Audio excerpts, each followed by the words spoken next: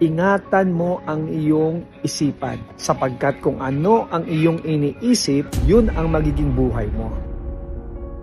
Amazing morning mga master! Ang ating wisdom for today ay Proverbs 4:23. Mababasa natin, more than anything you guard, protect your mind, for life flows from it.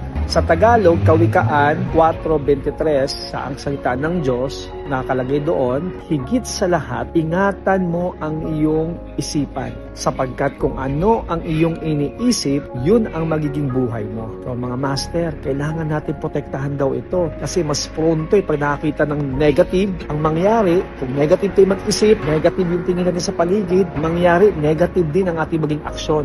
At yung action natin ay yun ang mapuproduce ng resulta ng buhay natin. Kaya dito yan nag-umpisa lahat sa isipan. Paano yung perspective mo? So ingatan natin to, i-guard natin yung ating mind. Dapat positibo lang tayo palagi. Keep safe, stay healthy, never give up. See you at the top. God bless.